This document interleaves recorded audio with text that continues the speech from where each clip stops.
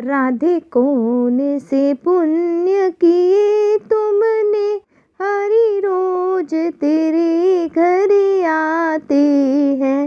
राधे कौन से पुण्य किए तुमने, हरि रोज तेरे घर आते हैं। हरि रोज तेरे घर आते हैं। राधे राधे। आप सबका दिन शुभ हो। आज दिनांक 30 अक्टूबर वार वीरवार कार्तिक माह का 24वां दिन है। आज हम कार्तिक माह का 24वां अध्याय करेंगे और उससे पहले गणेश जी की एक छोटी सी कथा, जिससे पता लगता है कि गणेश जी को सुमरे बिना कोई काम सिद्ध नहीं होता है। विष्णु भगवान और लक्ष्मी जी का शुभ विवाह होने वाला था। समस्त देवी देवताओं को बारात में जाने के लिए बुलाया गया, तो गणेश जी भगवान को नहीं बुलाया। सोचा अच्छे नहीं लगेंगे। सुंड सुंडियाला, धुंध धुंडियाला, छाजले से कान, मोटा मस्तक वाले हैं, बारात में अच्छे नहीं लगेंगे। उनको घर की रखवाली के लिए छोड़ जाते हैं। समस्त देवताओं के साथ गाजे बाजे से बारात रवाना हो गई।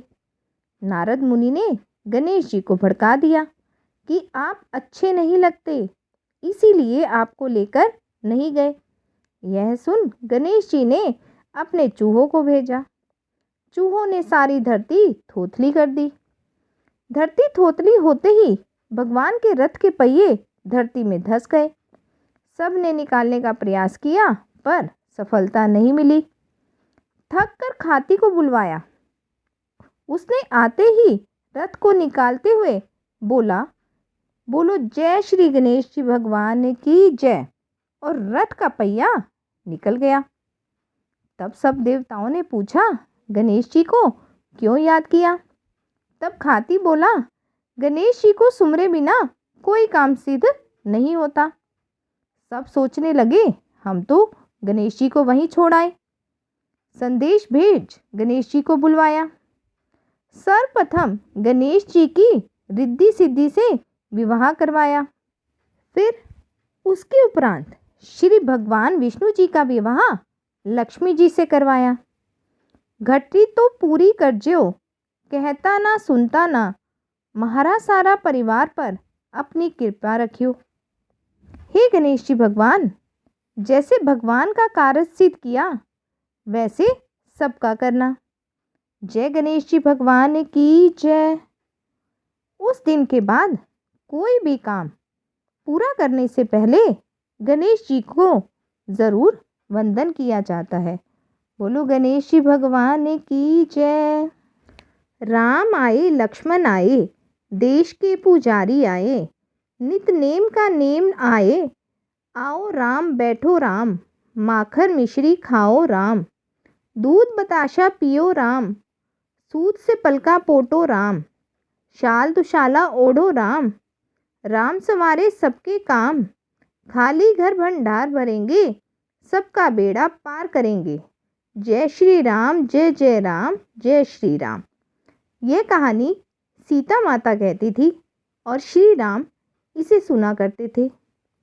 एक दिन श्री राम भगवान को किसी काम के लिए बाहर जाना पड़ गया, तो सीता माता कहने लगी कि भगवान, मेरा तो 12 वर्ष का नितनेम है। अब आप बाहर जाएंगे तो मैं अपनी कहानी किसे सुनाऊंगी? श्री राम ने कहा कि तुम कुएं के पाल पर जाकर बैठ जाना और वहाँ जो औरतें पानी भरने आएंगी उन्हें अपनी कहानी सुना देना। सीता माता कुएं के पाल पर जाकर बैठ गई। एक स्त्री आई। उसने रेशम की जरी की साड़ी पहन रखी थी और सोने का घड़ा ले रखा था। सीता माता उसे देख कहती है कि बहन, मेरा 12 वर्ष का नितनेम सुन लो। पर वह स्त्री बोली कि मैं तुम्हारा नितनेम सुनूंगी तो मुझे घर जाने में देर हो जाएगी और मेरी सास मुझसे लड़ेगी। उसने कहानी नहीं सुनी और चली गई। उसकी रेशम जड़ी की साड़ी फट गई। सोने का घड़ा मिट्टी के घड़े में बदल गया। सास ने देखा तो पूछा कि ये किसका दोष अपने सिर लेकर आ गई हो। बहू ने कहा कि कुएं पर एक औरत बैठी थी, उसने कहानी सुनने के लिए कहा, लेकिन मैंने कहानी नहीं सुनी, जिसका यह फल मिला। बहू की बात सुनकर अगले दिन वही साड़ी और घड़ा लेकर सास कुएं की पाल पर गई। सास को वही माता सीता बैठी मिली तो माता सीता ने कहा कि बहन, मेरी कहानी सुन लो। सास बोली कि एक बार छोड़ो, मैं तो 4 बार कहानी सुन लूंगी। राम आए लक्ष्मण आए, देश के पुजारी आए, नित नेम का नेम लाए, आओ राम बैठो राम, तपी रसोई जियो राम, माखन मिश्री खाओ राम, दूध बताशा पियो राम, सूत से पलका मोठो राम, शाल दुशाला पोढ़ो राम, शाल दुशाला ओढ़ो राम। जब बोलूँ राम ही राम, राम सवारे सबके काम, खाली घर भंडार भरेंगे, सबका बेड़ा पार करेंगे। श्री राम जय राम जय जय राम, श्री राम जय राम जय जय राम। सास बोली कि बहन, कहानी तो बहुत अच्छी लगी। कहानी सुनकर सास घर चली गई और उसकी साड़ी फिर से रेशम जरी की बन गई। मिट्टी का घड़ा फिर सोने के घड़े में बदल गया। बहू कहने लगी कि सासू माँ, आपने ये सब कैसे किया। सास ने कहा कि बहू, तू दोष लगाकर आई थी और मैं अब उस दोष को उतार कर आ रही हूँ। बहू ने फिर पूछा कि वह कुएं वाली स्त्री कौन है। सास बोली कि वो सीता माता थी, वो पुराने से नया कर देती है, खाली घर के भंडार भर देती है, वह लक्ष्मी जी का वास घर में कर देती है, आदमी की जो भी इच्छा हो उसे पूरा कर देती है। बहू बोली कि ऐसी कहानी तो मुझे भी सुना दो। सास बोली कि ठीक है, तुम भी सुनो। सास ने कहानी शुरू की। राम आए लक्ष्मण आए, देश के पुजारी आए, नित नेम का नेम लाए, आओ राम बैठो राम, तपी रसोई जियो राम, माखन मिश्री खाओ राम, दूध बताशा पियो राम, सूत के पलका मोठो राम, शाल दुशाला पोढ़ो राम, शाल दुशाला ओढ़ो राम। जब बोलूँ राम ही राम, राम सवारे सबके काम, खाली घर भंडार भरेंगे, सबका बेड़ा पार करेंगे। श्री राम जय राम जय जय राम, श्री राम जय राम जय जय राम। कहानी सुनकर बहू बोली कि कहानी तो बहुत अच्छी है। सास ने कहा कि ठीक है, इस कहानी को रोज कहा करेंगे। अब सास बहू रोज सवेरे उठती, नहाती धोती और पूजा करने के बाद नित नेम से सीता जी की कहानी कहती। एक दिन उनके यहाँ एक पड़ोस की औरत आई और बोली कि बहन, जरा सी आँच देना तो। वह बोली कि आँच तो अभी तक हमने जलाई ही नहीं। पड़ोसन ने कहा कि तुम सुबह 4 बजे उठकर क्या कर रही हो। उन्होंने कहा कि सुबह उठकर हम पूजा करते हैं, फिर सीता माता की नित नेम की कहानी कहते हैं। पड़ोसन ने उसकी बात सुनकर फिर कहा कि सीता माता की कहानी कहने से तुम्हें क्या मिला। वे बोली कि इनकी कहानी कहने से घर में भंडार भर जाते हैं, सारे काम सिद्ध होते हैं, मन की इच्छा भी पूरी होती है। पड़ोसन कहती है कि बहन, ऐसी कहानी तो मुझे भी सुना दो। वह बोलती है ठीक है, तुम भी सुन लो सीता मैया की कहानी। राम आए लक्ष्मण आए, देश के पुजारी आए, नित नेम का नेम लाए, आओ राम बैठो राम, तपी रसोई जियो राम, माखन मिश्री खाओ राम, दूध बताशा पियो राम, सूत से पलका मोठो राम, शाल दुशाला पोढ़ो राम, शाल दुशाला ओढ़ो राम। जब बोलूँ राम ही राम, राम सवारे सबके काम, खाली घर भंडार भरेंगे, सबका बेड़ा पार करेंगे। श्री राम जय राम जय जय राम, श्री राम जय राम जय जय राम। सारी कहानी सुनने के बाद पड़ोसन कहने लगी, बहन कहानी तो मुझे बहुत अच्छी लगी। अब वह पड़ोसन भी नितनेम सीता माता की कहानी कहने लगी। कहानी कहने से सीता माता ने पड़ोसन के भी भंडार भर दिए। हे सीता माता, जैसे आपने उनके भंडार भरे वैसे ही आप हमारे भी भंडार भरना। कहानी सुनने वाले के भी और कहने वालों के भी कल्याण करना। जय सीता मैया की जय। जय श्री राम जी दरबार की जय। अब हम करेंगे कार्तिक मास का 24वां अध्याय।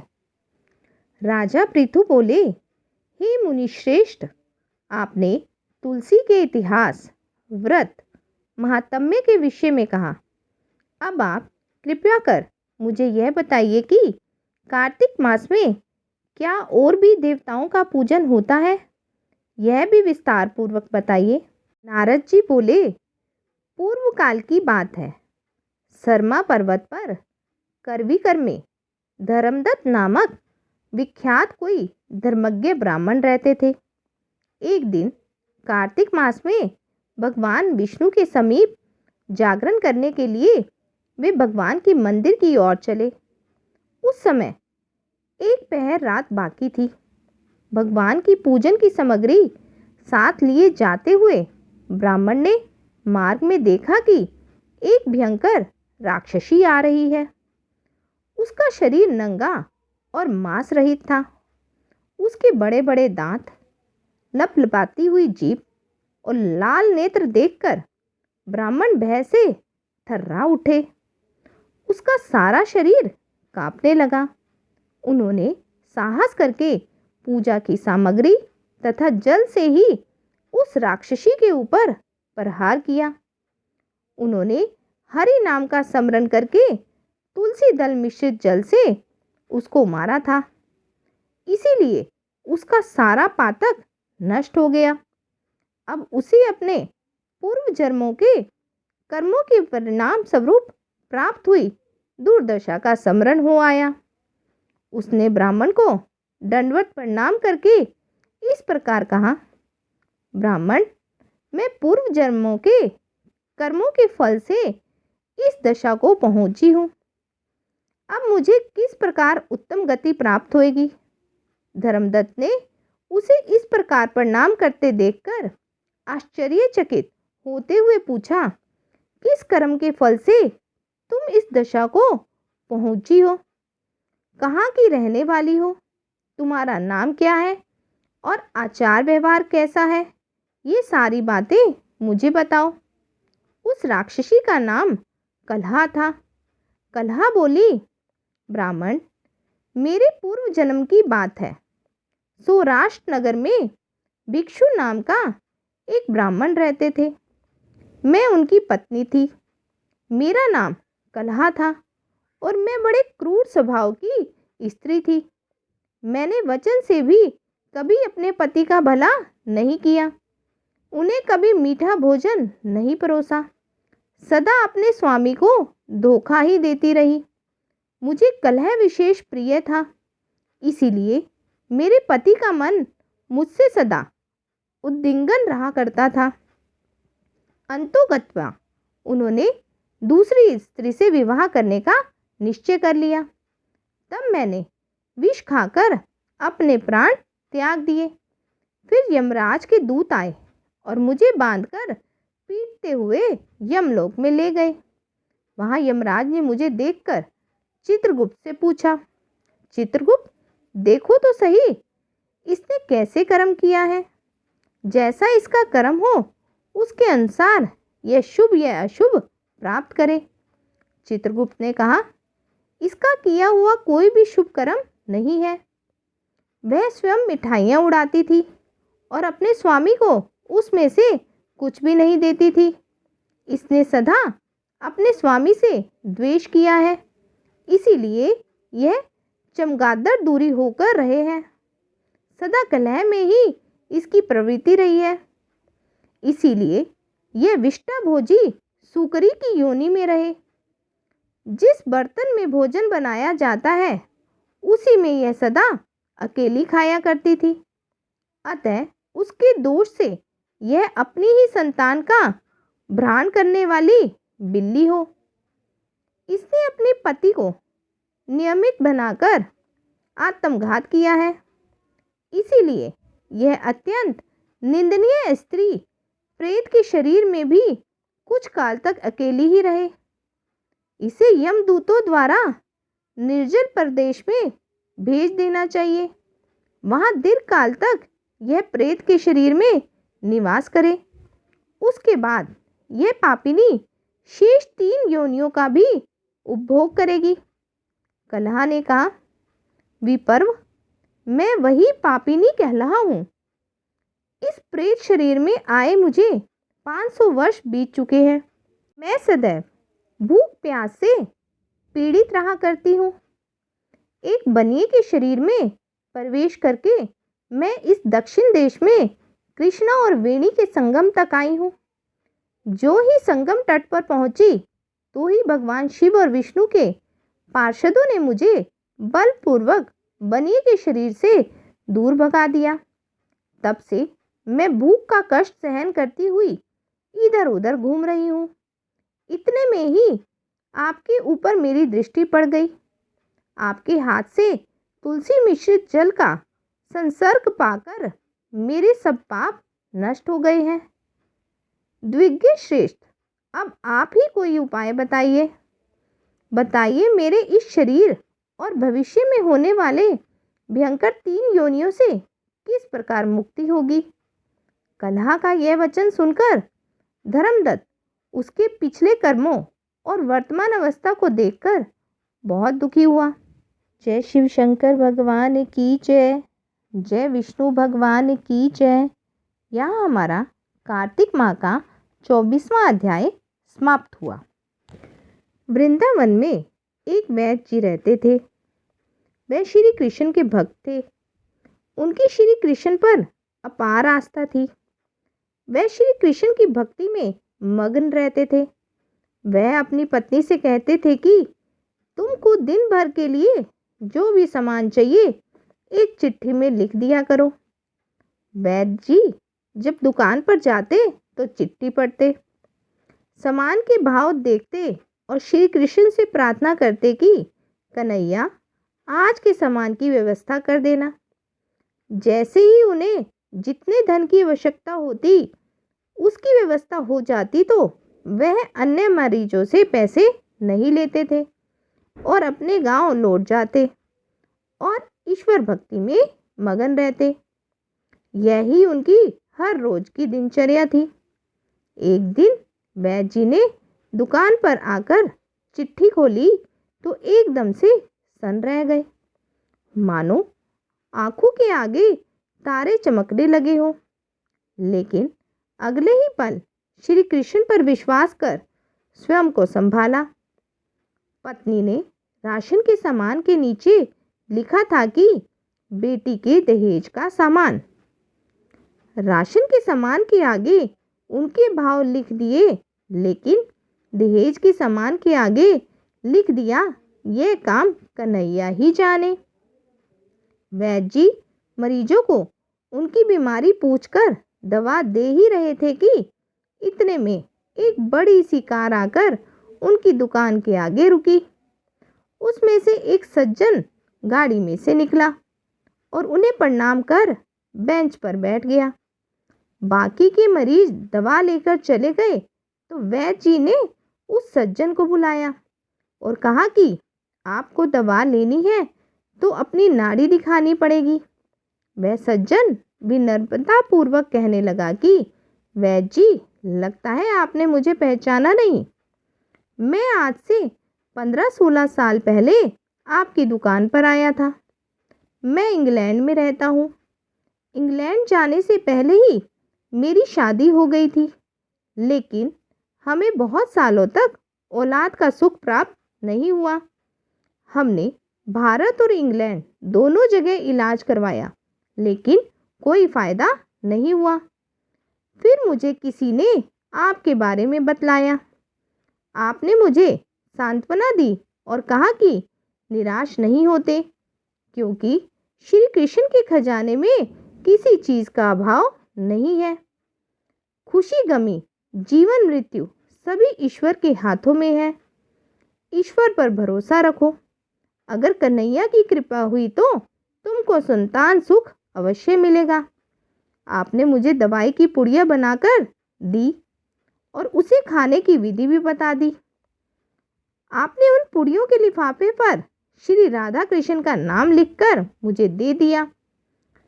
जब दवा लेने के पश्चात मैंने आपसे दवा के पैसे पूछे तो आपने कहा कि पैसे देने की ज़रूरत नहीं है।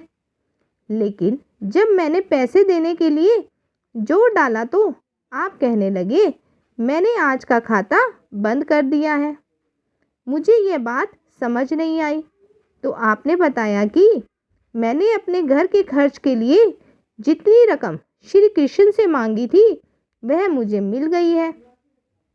अब मैं किसी से भी पैसे नहीं ले सकता।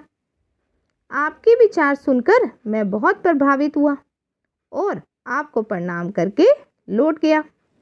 घर जाकर मैंने अपनी पत्नी को सारी बात बताई। वह कहने लगी कि वह वैद्य जी जरूर देवता पुरुष होंगे। उसने विश्वास कर दवाई खाई। उसके पश्चात मेरे 3 बच्चे हुए। हम पति पत्नी हर समय आपको धन्यवाद देते हैं। वैद्य जी, मैं तो पत्नी और बच्चों के साथ इंग्लैंड में ही रहता हूँ। यहाँ वृंदावन में मेरी एक विधवा बहन रहती है। मैं परिवार सहित अपनी भांजी की शादी के लिए वृंदावन आया हूँ। अपनी भांजी की शादी के दहेज के सारे सामान का खर्च मैंने ही उठाया है। दहेज का सारा सामान इकट्ठा हो चुका था, लेकिन अचानक बीमार होने के कारण मेरी भांजी की मृत्यु हो गई। भांजी की मृत्यु के पश्चात मुझे ना जाने क्यों आपकी बिटिया का ख्याल आया, क्योंकि जब मैं आपसे दवाई लेने आया था तब मैंने आपकी बिटिया को देखा था। मुझे लगा कि अब तो वह विवाह योग्य हो गई होगी। इसीलिए मैंने और मेरे परिवार ने निश्चय किया कि आपसे पूछकर दहेज का सारा सामान आपके घर पर भिजवा दिया जाए। मैं शादी के बाकी खर्चों के लिए नकदी पैसे भी देना चाहता हूँ। आपसे विनती है कि मना मत करना।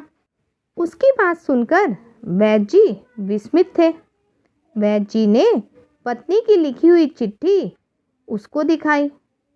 वैद्य जी कहने लगे कि जब सुबह मैंने दुकान पर आकर चिट्ठी खोली तो पत्नी ने राशन के सामान के बाद लिखा था बेटी के दहेज का सामान। मैंने उसके आगे लिख दिया था कि यह काम तो कन्हैया ही जाने। मेरे जीवन में आज तक कभी ऐसा नहीं हुआ कि जो चिट्ठी पर लिखा है वह मुझे ना मिला हो।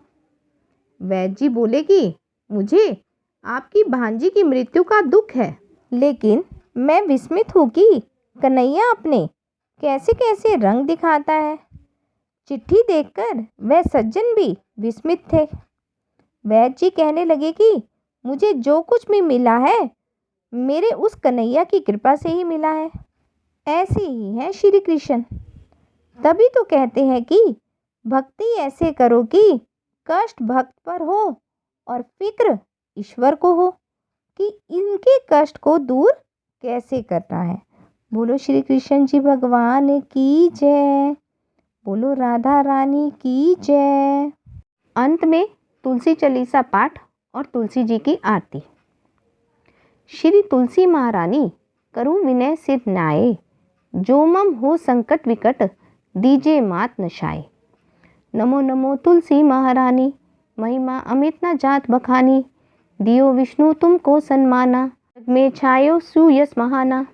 विष्णु प्रिय जत जयंती भवानी, तिहु लोक की हो सुख खानी। भगवत पूजा कर जो कोई, बिना तुम्हें सफल न होई। जिस घर तब नहीं होए निवासा, उस पर कहीं विष्णु नहीं वासा। करे सदा जो तब नित्य सुमरी, ते ही के काज होए सब पूरन। कार्तिक मास महात्म तुम्हारा, ताको जानत सब संसारा। तब पूजन जो करे कुमारी, पावे सुंदर वर सुकुमारी। कर जो पूजन नित प्रिय नारी, सुख संपत्ति से होए सुखारी। वृद्धा नारी करे जो पूजन, मिले भक्ति होवे पुलकित मन। श्रद्धा से पूजे जो कोई, तर जावे सोही। कथा भागवत यज्ञ करावे, तुम बिन नहीं सफलता पावे। छायो तप प्रताप जग भारी, ध्यावत तुम्ही सकल चितधारी। तुम्ही मात यंत्रन तंत्रन, सकल का सिद्धि हो वेषण। औषध रूप आप हो माता, सब जग में तब यश विख्याता। देव ऋषि मुनि ओ तपधारी, करत सदा तब जय जयकारी। वेद पुराण तब यश गाया, महिमा अमल पार नहीं पाया। नमो नमो जय जय सुखकारिणी, नमो नमो जय दुख निवारिणी। नमो नमो सुख संपत्ति देनी, नमो नमो अकाटन छेनी। नमो नमो भक्तन दुखारिणी, नमो नमो दुष्टन मद छेनी। नमो नमो भर पार उतारनी, नमो नमो पर लोक सुधारनी। नमो नमो निज उक्त उबारनी, नमो नमो जन काज सवारनी। नमो नमो जय कुवती नाशवनी, नमो नमो सुख उपजा बनी। जयति जयति जय तुलसी माई, ध्याऊ तुमको शीश नवाई। निज जन जाहि मोहि अपनायो, बिगड़े कारज आप बनायो। करूँ विनय मैं मात तुम्हारी, पूरन आशा करूँ हमारी। शरण चरण पर जोरी मायू, निज दिन तेरे ही गुण गाऊं। कहूँ मात यह अब मोरन दाया, निर्मल होए सकल मम काया। मांगू मात यह वर दीजे, सकल मनोरथ पूर्ण कीजे। जनु नहीं कुहू नेम उचारा, क्षमु मात अपराध हमारा। बरस बास करे जो पूजा, तासम जन्मे और ना दूजा। प्रथमी गंगा जल मंगवाए, फिर सुंदर स्नान करावे। चंदन अक्षत पुष्प चढ़ावे, धूप दीप नैवेद्य लगावे। करे आचमन गंगा जल से, ध्यान करे हृदय निर्मल से। पाठ करे फिर चालीसा की, स्तुति करे मात तुलसा की। यह विधि पूजा करे हमेशा, ताके तन नहीं रहे कलेशा। करे मास कार्तिक का साधन, सोवे नित पवित्र सिद्ध हुई जाही। है ये कथा महासुखदाई, पढ़े सुने जो भरतर जाई। तुलसी मैया तुम कल्याणी, तुम्हारी महिमा सब जग जानी। भाव न तुझे माँ नित नित्य आवे, गा गा कर माँ तुझे रिझावे। तुलसी चालीसा पाठ करे जो कोए, गोविंद सो फल पावही जो मन इच्छा होवे। अब तुलसी जी की आरती। जय जय तुलसी माता मैया, जय तुलसी माता। सब जग की सुखदाता, सब जग की सुखदाता। सबकी वर माता मैया, जय तुलसी माता। सब योगों से ऊपर, सब रोगों से ऊपर। मैया सब रोगों से ऊपर। रज से रक्ष करके, रज से रक्ष करके। सबकी भव त्राता मैया, जय तुलसी माता। बटुपुत्री है श्यामा, सूरवली है ग्रामा। मैया सूरवली है ग्रामा। विष्णु प्रिय जो तुमको सेवे, विष्णु प्रिय जो तुमको सेवे। सो नर तर जाता मैया, जय तुलसी माता। हरि के शीश विराजत, त्रिभुवन से हो वंदित। मैया त्रिभुवन से हो वंदित। पतित जनों की तारिणी, पतित जनों की तारिणी। तुम हो विख्याता मैया, जय तुलसी माता। लेकर जन्म विजन में आई दिव्य भवन में। मैया आई दिव्य भवन में।